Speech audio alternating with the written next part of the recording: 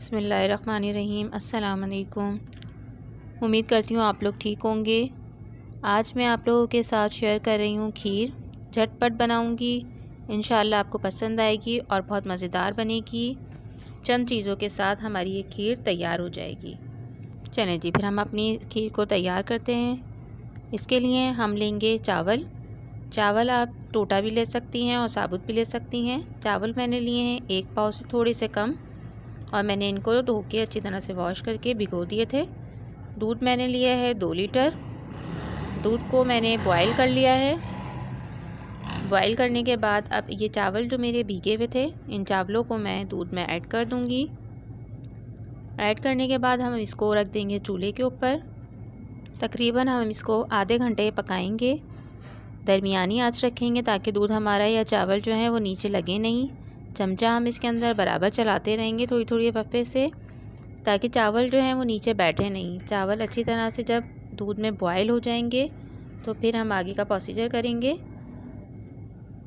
तकरीबन आधे घंटे बाद देखें हमने चेक किया है, हमारे चावल रात के भीगे हुए थे तो अच्छी तरह से वो फ़ौरन ही उबल गए हैं, नरम पड़ गए हैं दूध के साथ। इस तरह से हम चेक कर रहे हैं। आप चावल के दाने को दबा के भी देख सकती हैं, अच्छी तरह से गल चुका होगा वो।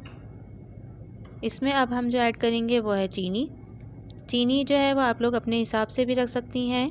मैं इसके अंदर जो डालूँगी वो तकरीबन आधा किलो से थोड़ी कम रखी है मैंने।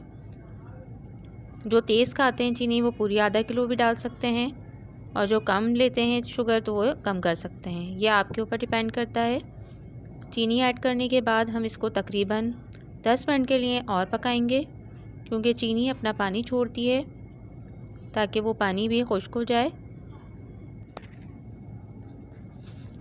10 मिनट पकाने के बाद तकरीबन हमारी ये खीर तैयार है। अब हम इसको घोटेंगे। अब आप इसको चाहे जूसर में चला लें, लेकिन कम चलाइएगा, या फिर दाल घोटने से घोटें, या आपके पास कोई मशीन हो तो आप उससे कर सकती हैं। इसको हम घोटेंगे और इसमें हम थोड़ा सा दाना छोड़ देंगे खीर में। चावल का दाना यानी बिल्कुल हम नहीं पीसेंगे, नहीं तो बिल्कुल राई काई हो जाएगी, बिल्कुल चिपक जाते हैं, वो नहीं अच्छी लगती। तो हम इसके अंदर थोड़ा सा दाना चावल का छोड़ देंगे तो बहुत मज़ेदार सा लगेगा। घोटने के बाद अब आप इसको प्यालियों में सजा लीजिए, बाउल में रख लीजिए, या आपके पास अगर मिट्टी की सिकोरियाँ होती हैं उसके अंदर रख लें। ऊपर से आप कुछ भी ऐड कर सकती हैं, चांदी के वर्क, पिस्ते, बादाम, खोपरा, जो आप लोगों को अच्छा लगता हो आप इसके ऊपर ऐड कर सकती हैं। मैंने सिर्फ इसके अंदर पिस्ते डाले हैं और चांदी के वर्क लगाऊंगी मैं। कुछ खीर मैंने प्यालियों में जमाई है और कुछ मैंने सिकोरियों में रखी है। सिकोरियों में भी खाने का अपना ही मज़ा आता है, बहुत मज़े की लगती है इसके अंदर खीर। अगर आप किसी को भेजना चाहें तो भी आप इसके अंदर जमा के भेज सकती हैं।